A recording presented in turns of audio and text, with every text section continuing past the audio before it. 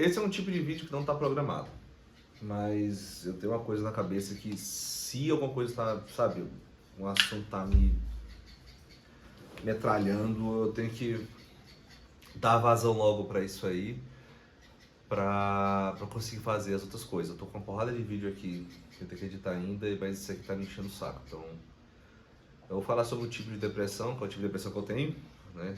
Eu passo e todo esse processo aí há um bom tempo. Deixa eu ajudar o enquadramento.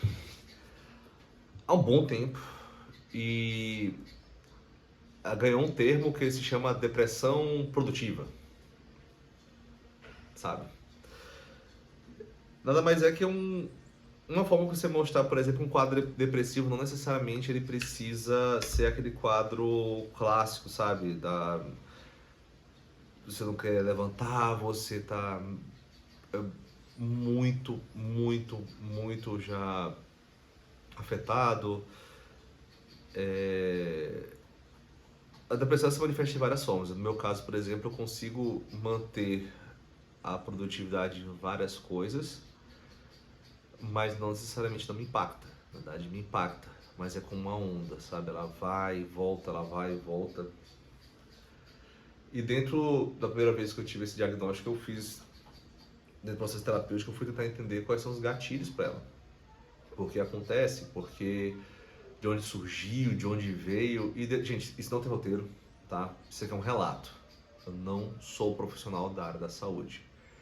Eu falo aqui sobre N coisas, falo sobre meu TDAH, falo sobre uma vida mais produtiva, adulta, falo sobre paternidade, mas isso aqui é um relato, tá?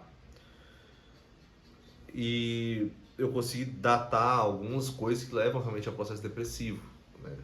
O TDAH e o TAGS é uma delas, porque você começa a passar por algumas dificuldades de compreensão, por exemplo, você começa a se sentir menos capaz. E são dias e dias, tá? Dias que você se sente assim, dias que você não se sente assim. E agora entrou também para a listinha agora altas habilidades, não, superdotação e altas habilidades. O que eu achava, quando eu estudava para superdotado a primeira vez, eu imaginava uma pessoa que era super inteligente, fazia conta de matemática de cabeça, aquela coisa assim, sabe, uau, genial, e vai inventar alguma coisa, e não necessariamente é assim. Você tem um alto desenvolvimento em algum campo da inteligência. Pronto. Você pode ser maravilhoso em coisas difíceis e pífio em coisas fáceis. E essa é boa parte da história da minha vida, tá? Não estou dizendo que minha vida é ruim, muito pelo contrário, até me incomoda isso. Mas são coisas, por exemplo, que levam a você não se sentir peça de um quebra-cabeça, se sentir peça fora. E isso incomoda, isso faz mal, isso não é legal. Fora isso, relacionamento ruim, por exemplo, divórcio, tudo isso são coisas que afetaram e afetam, né? E leva a esse processo que é um processo depressivo. A diferença é que eu consigo fazer o que eu tenho que fazer porque eu boto na cabeça que eu tenho que executar isso. Existe uma série de coisas que dependem disso, então eu preciso executar e eu vou executar. Mas tem dias assim que parece que a gravidade da Terra mudou, tá mais pesada. São dias que já aconteceu, eu estar trabalhando, eu deitar no chão. Deitar no chão porque é um estado de fadiga, mas ao mesmo tempo é difícil explicar, porque a fadiga, ela tem exaustão, mas tem um sentimento, mas isso aqui não tem sentimento. Nesses momentos, isso aqui não é nada, as coisas não fazem sentido. Então já aconteceu de eu me deitar no chão e ficar algumas horas no chão, inclusive, pensando na vida. Isso é um relato, tá? Se você passa por isso, a gente tem que procurar ajuda em uma cadeia de suporte para, sabe, ir melhorando. Mas isso é um relato, isso não é todo dia, existe dias e dias. Assim como existem dias que, assim, o humor tá muito bem, obrigado. Existe uma dificuldade também, pelo menos da minha parte, de entender alguns sentimentos, ou entender algumas urgências e entender alguns nuances do sentimento das pessoas. E eu acho que a vida me ensinou que eu entendo esse sentimento, eu entendo a situação através de conexão de pontos que me levam a ele. É uma interpretação e não uma condição empática de, nossa, sabe, me conectei com isso. Então, sim, eu vejo alguns pontos, eu conecto esses pontos e falo, a pessoa está assim. E que me leva a pensar que, pô, será que eu não consigo sentir isso? Aí entra a culpa. E a culpa é uma das piores coisas que tem nesse momento. Porque eu não gosto de me expor é, as coisas que eu sinto minhas, sabe? No papel de comunicador aqui, de criador de conteúdo, eu falo sobre o transtorno de déficit de atenção e hiperatividade. Maravilhoso. Mas, assim, sabendo que N pessoas vão assistir. Mas quando fala de depressão, por exemplo, é uma coisa que a gente sempre fica meio receoso em falar. Porque é uma exposição. Você não sabe se um parente vai assistir, vai ficar hiper preocupado, se a pessoa do trabalho vai assistir, não vai entender, se vão te julgar. Mas o meu papel aqui é, pelo menos como eu me propus nessa missão, é realmente de levar isso aqui adiante. Então, eu não sou uma pessoa de pegar e levar adiante e falar assim, eu tô sentindo isso. Geralmente eu guardo, eu represo essas coisas. E do jeito de represar não dá bom, porque uma hora não funciona assim, né? Você vai ter que botar isso pra fora, ou o corpo vai fazer isso manifestar. E eu acho que o processo depressivo é uma dessas coisas. Então eu seguro muito.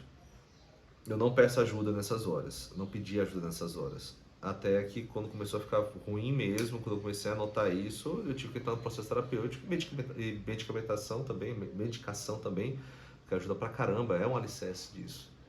Mas eu vejo que muita gente passa por essa mesma coisa calado. E não é bom.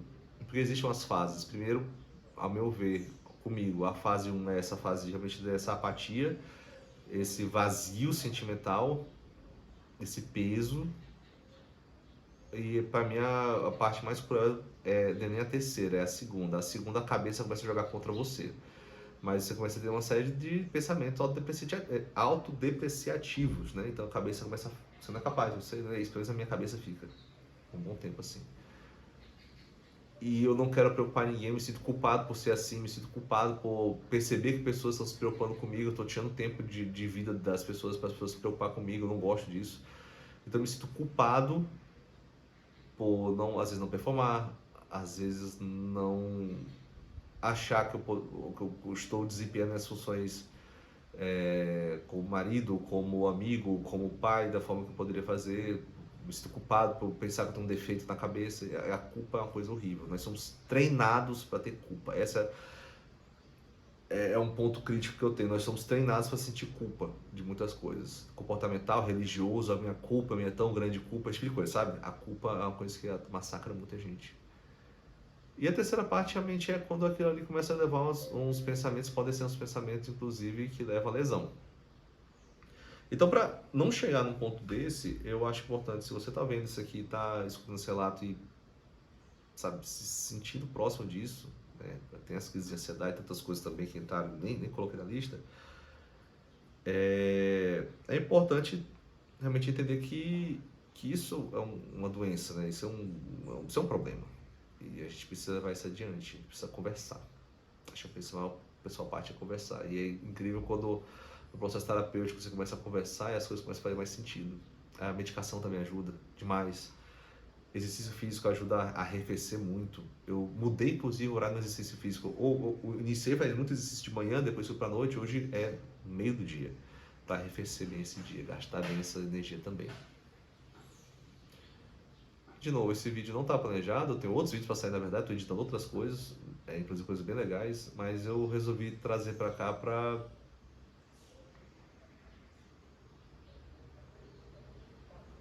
ajudar mesmo. Se você estiver passando uma situação dessa também, saber que existem fases e que não necessariamente isso é algo que é para sempre. Realmente tem fase. Eu não tenho frase de efeito nem positiva nem pronta para isso. Porque cada jornada é uma jornada. Mas é isso. No mais, não quero trazer preocupação. Eu estou bem. É uma fase novamente, né? E as coisas vão indo e vão vindo e assim a gente vai vivendo. Beleza? Café esfriou. Obrigado, pessoal. Até a próxima.